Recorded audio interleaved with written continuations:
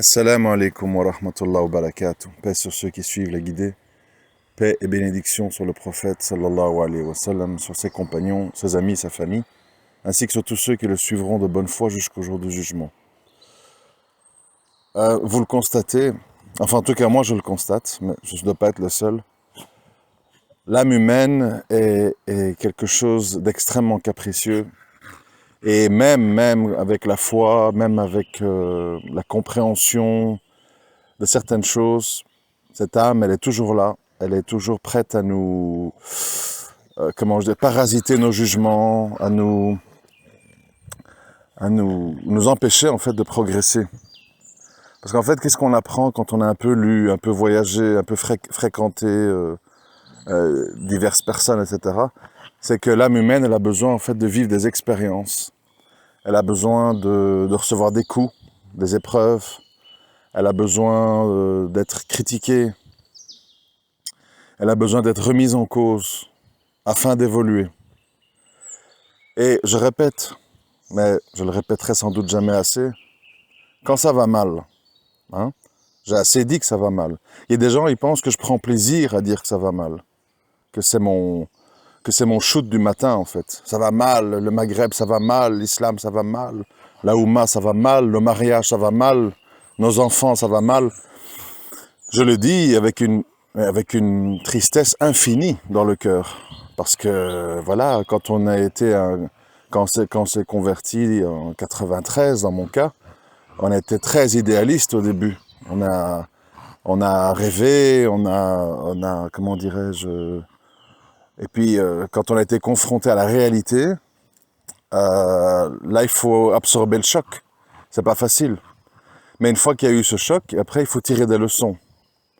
Il faut se poser des questions.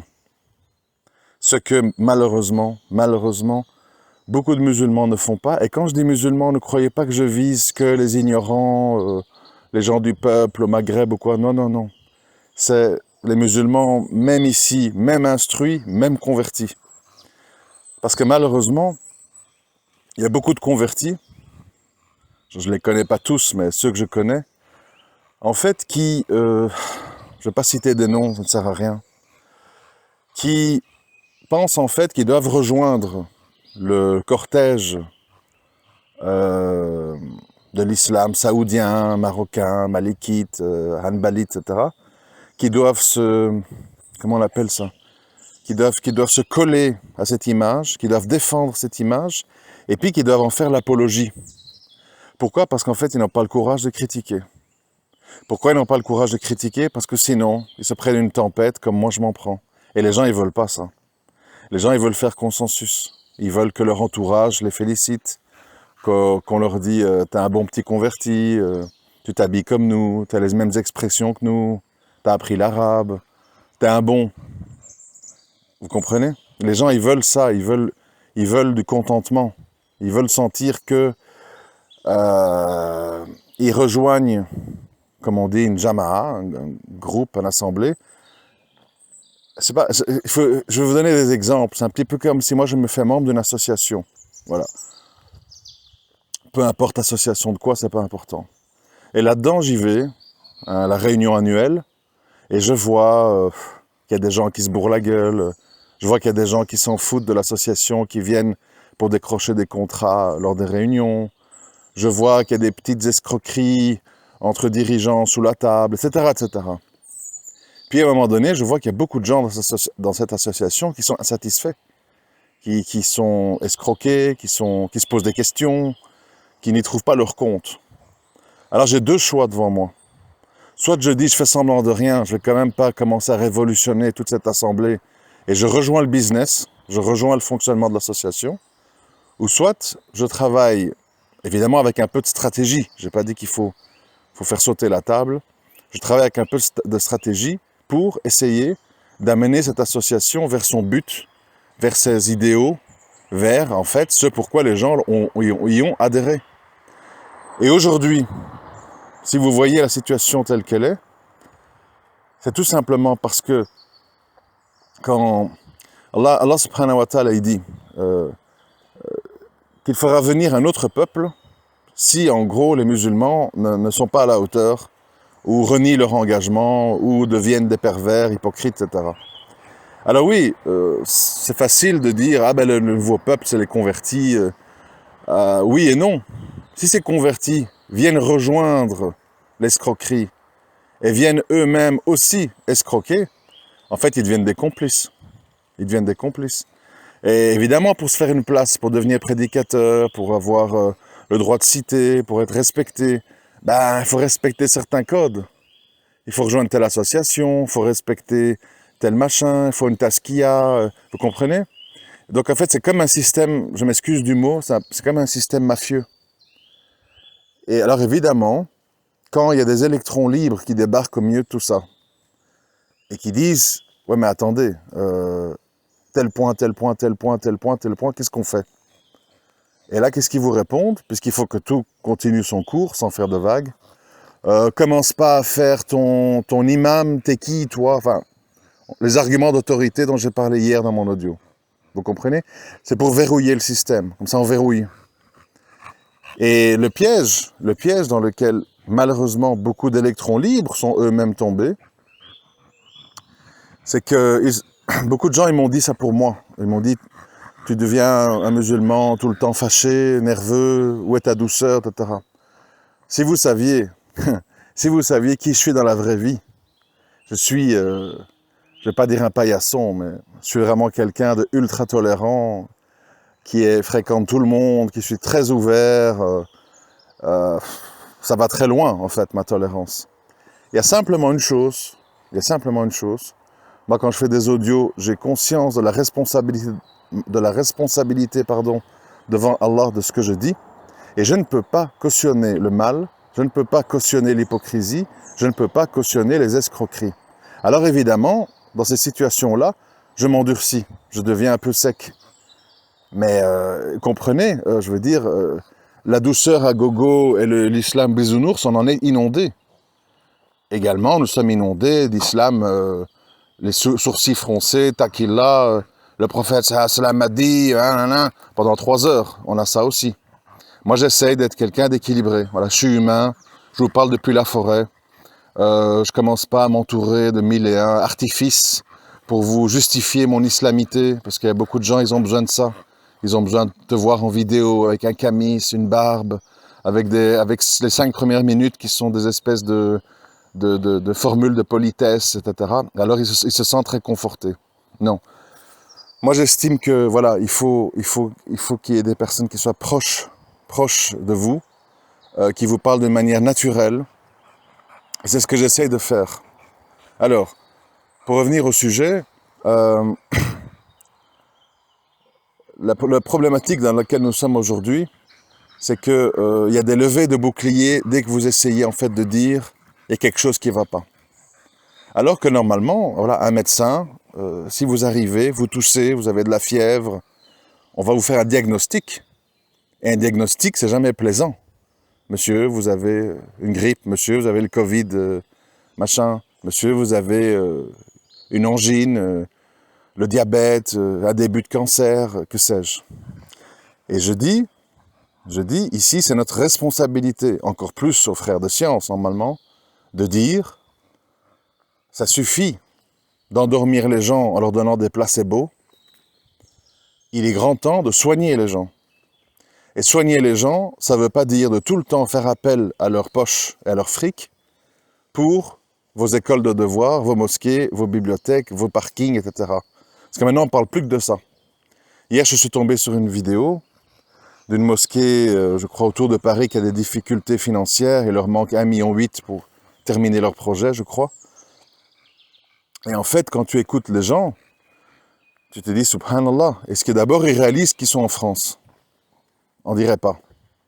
C'est-à-dire, oui, ça sera l'œuvre d'une vie, après votre mort, le bâtiment restera, vous aurez des hasanats. Donc on affirme toutes sortes de choses aux gens pour les motiver à payer. Sans évidemment dire la réalité des choses. La réalité, c'est que les grands bâtiments comme ça, ils sont surveillés. Ils ne peuvent pas aborder toute une série de thématiques, ou ils peuvent les aborder avec des mensonges, que l'islam n'a pas toujours été fait de briques, et de pièces, et de salles, et de trucs, et de chaises, et de tapis. L'islam, c'est avant tout une foi, une sincérité qu'on peut avoir à travers des livres, des petites réunions, des petites assises, etc., etc. Maintenant, avec YouTube, les vidéos, il y a moyen d'apprendre beaucoup de choses aux gens sans les obliger à se déplacer dans un édifice qui vaut X millions d'euros.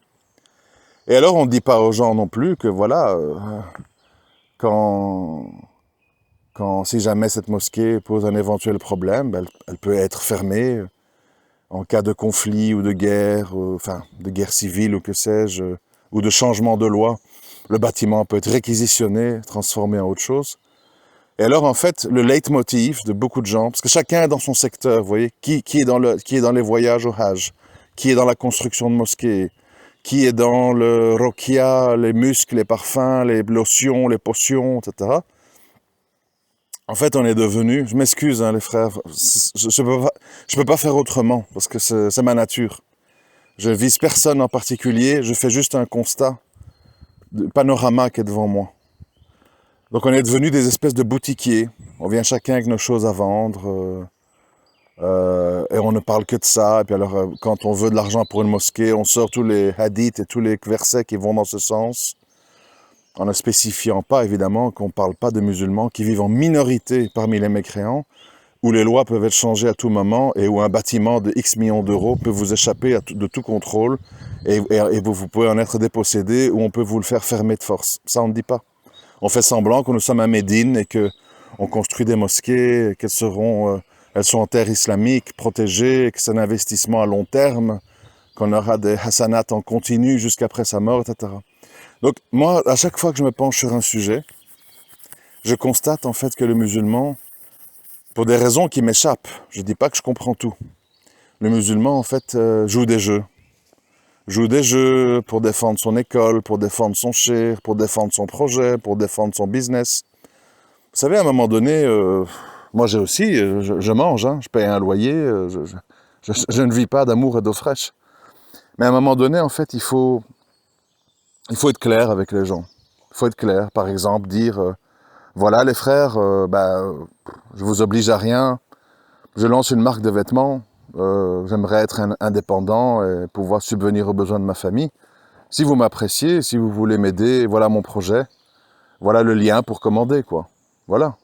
On va pas commencer, oui, mais dans la religion, le truc, machin, parce que Allah a dit, le commerce c'est le commerce. Je veux dire, à un moment donné, tu proposes un produit, les gens ils l'aiment, ils l'achètent, ils l'aiment pas, ils l'achètent pas. Et à un moment donné, tu as un projet de mosquée, bon, moi souvent je suis sollicité. Personnellement, c'est pas que je veux pas donner, c'est pas que je veux pas aider, mais j'estime que dans l'état actuel des choses, construire un bâtiment qui coûte des fortunes, c'est pas un entrepôt avec un tapis par terre, hein. On parle de bâtiments avec des parkings, avec des cathédrales, quoi. Moi, je ne pense pas que ce soit la priorité, un, et deux, je pense que c'est de l'argent perdu. Voilà, c'est mon avis. J'en fais pas une religion, je commence pas à faire 1001 audios sur le sujet. C'est mon avis. Je pense qu'aujourd'hui, le musulman doit retrouver une sincérité, de retrouver les bases de sa religion, à travers les livres, à travers des dourous sur YouTube, plein de choses comme ça. Et l'heure n'est pas à immobiliser des millions d'euros dans des murs. Nous avons des tonnes et des tonnes et des tonnes de sœurs à la rue avec leurs enfants, de frères qui payent des pensions alimentaires, qui s'en sortent pas, de familles qui n'arrivent pas à trouver de logement à louer, qui sont tentées par riba. On a beaucoup de problèmes économiques, bien plus urgents que de construire des murs pour y présenter un islam qui sera bridé parce qu'on veut garder les murs ouverts, alors qu'on pourrait faire beaucoup mieux sur les réseaux sociaux avec des vidéos bien filmées, etc. etc. Voilà. Après, on me dira, oui, mais la prière, etc. Je dis ce que j'ai toujours dit. En dehors de la prière du vendredi et de Taraweeh, les mosquées sont vides. Alors, est-ce qu'on va immobiliser 2, 3, 4, 5 millions d'euros pour une demi-heure le vendredi et 30 fois 1 heure par an pendant Taraweeh? Est-ce qu'il n'y a pas d'autres solutions? Des solutions temporaires pour ces moments-là où il y a beaucoup de monde. Voilà, c'est des vrais sujets. Bon, bref, je reviens à la centrale de cet audio. J'espère que vous me suivez toujours. Euh, Ici, toutes les critiques que vous voyez déferler sur moi, en fait, c'est pourquoi. Je vais vous expliquer qu'est-ce qui se passe. D'abord, on est dans une période, une époque, où c'est le repli sur soi. C'est-à-dire que tout le monde veut faire du nationalisme, du commerce intérieur, fermer ses frontières, etc. C'est une vague mondiale. On le voit avec la montée de l'extrême droite, la politique de Trump, et également parmi les musulmans, on doit revenir à nos racines chérifites, malikites du Maroc, et nos pieux ancêtres qui ont combattu, nous avons une grande histoire, etc., etc. Je suis contre le mariage mixte, il faut garder nos coutumes, se marier entre nous, cousins, cousines, etc., etc. Donc on est dans une époque où c'est valorisé. Parce que les gens, ils ont peur, les gens, ils comprennent pas. Les gens, ils assimilent la mondialisation à Jacques Attali, aux juifs, aux oligarques, etc., etc. C'est toujours comme ça. Et la peur n'est jamais bonne conseillère quand on prend des décisions dans la vie. La peur n'est jamais bonne conseillère. Il faut raisonner et se dire, bon, est-ce que je suis musulman avant tout ou je suis marocain, algérien, converti? C'est quoi mon premier statut? Bon, en général, on va dire je suis musulman. Alhamdoulilah, d'accord. Donc, ça veut dire que ma priorité dans la vie, c'est que l'islam se porte bien, grossisse et prospère, et soit en croissance, d'une façon ou d'une autre. Ok. Est-ce que si je me replie sur moi, et je me ferme aux autres, et je commence à développer un islam nationaliste, tribaliste, c'est profitable à l'islam? C'est profitable à ma tribu, peut-être. C'est profitable pour calmer mes peurs de l'inconnu. J'ai pas envie que ma sœur se tire avec un Sénégalais. J'ai pas envie que mon frère nous ramène une Suédoise soi-disant convertie, qui dès qu'il y aura un problème va retomber dans son coffre. Bon. Parce que là, à nouveau, pourquoi moi je m'acharne, vous allez comprendre pourquoi.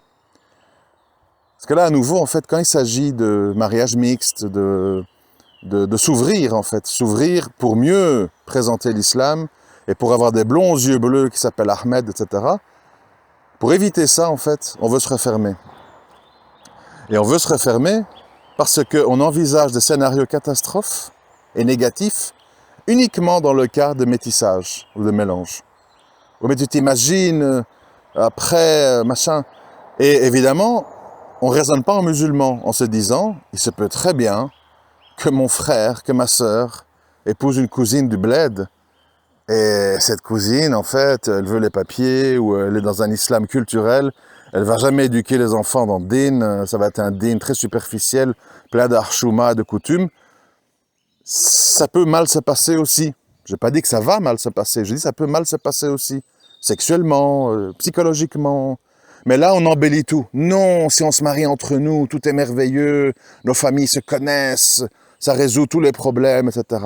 Ça, c'est des gens qui ne connaissent pas la vie, qui ne connaissent pas le destin. Allah, il est plein de surprises et il connaît mieux que nous où est notre bien. Voilà pourquoi j'ai toujours dit, quand on me parle de mariage, c'est un autre sujet, mais c'est relié, demande à Allah et accepte ce qu'il te donne. Ne commence pas à devenir restrictif. Si elle n'est pas blonde, 1m70 et tout, je préfère pas. Alors ça veut dire que tu suis tes passions. Allah, il sait ce que tu as besoin. Toi, tu sais pas. Et donc, moi, ce que j'aime pas dans cette histoire de se refermer sur soi, c'est cette histoire, en fait, de vouloir contrôler le destin.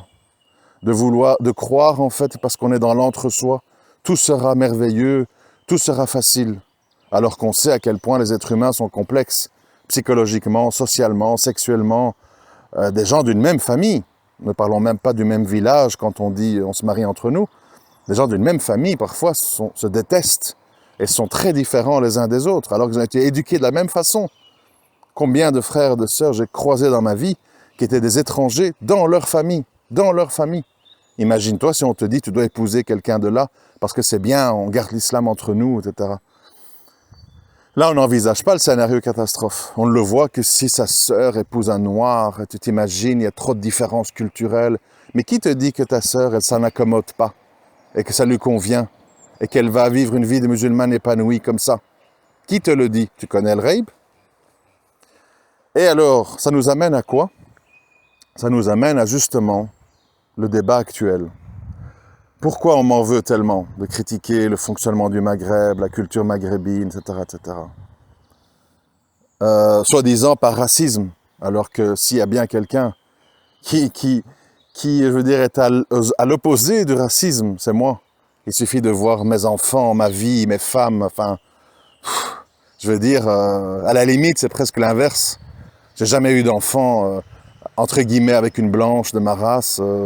J'ai eu des enfants avec une métisse, une kabyle, une femme à moitié sicilienne, moitié marocaine. Enfin, je suis à l'opposé de tout ça, de toutes ces considérations. Mais, je dis simplement une chose, à un moment donné, en tant qu'observateur, je constate que les cultures trop présentes, les cultures trop envahissantes, les mariages trop dans le repli sur soi, ça crée en fait un islam parallèle, un islam de la bienséance, un islam coutumier, un islam limité, un islam falsifié et finalement un islam décadent. Parce que voilà, l'aboutissement c'est ça, c'est-à-dire que l'islam a besoin d'une nouvelle vague de montée. L'islam doit rentrer dans un printemps afin de préparer la venue de l'imam Mahdi, Inch'Allah. Et ce n'est pas en étant dans le repli sur soi, dans les coutumes, dans l'encerclement, dans des habitudes qu'on va y arriver. C'est-à-dire qu'aujourd'hui, le monde est demandeur d'alternatives et de sorties de secours au monde qu'on nous prépare. Un monde dictatorial, technologique, où nous serons tous vaccinés, suivis, tracés, et où nous serons des numéros de sécurité sociale, où nous serons des bons, des mauvais éléments en fonction de ce qu'on lit sur Internet, des pages qu'on visite. C'est ça le monde qu'on nous prépare, vous comprenez? Et il y a beaucoup de gens qui ne sont pas musulmans, qui ne veulent pas de ce monde. Et vous allez dire quoi à ces gens? T'épouses pas ma sœur, on se marie qu'entre nous. Ah, ça va mal se passer avec toi. À la première épreuve, tu vas retourner à ton coufre. Genre, en fait, il n'y a pas de coufre dans le Maghreb, vous voyez? Il n'y a pas de coufre, il n'y a pas de sorcellerie, il n'y a pas de magie blanche, il n'y a pas de magie noire, il n'y a pas les marabouts au Sénégal, il n'y a rien de tout ça. Tout le mal, en fait, il est ici. Les Occidentaux, les Juifs, attention. En fait, là, tout le monde, si moi je fais des audios demain pour critiquer les Occidentaux, et l'Amérique, et les Juifs, comme je pouvais faire à 10-15 ans, alors là, tout le monde applaudit. Mashallah, Bourayan. Ah, mashallah, ça c'est bien, tu oses. Après, quand tu es au trou, il n'y a plus personne. Ça, c'est autre chose. Mais quand on commence à dire, faisons une autocritique, qu'est-ce qui ne va pas chez nous? Pourquoi nos mariages foirent? Pourquoi nos filles dérivent et terminent sur Snapchat à faire les guenons avec des bouches en queue de poule?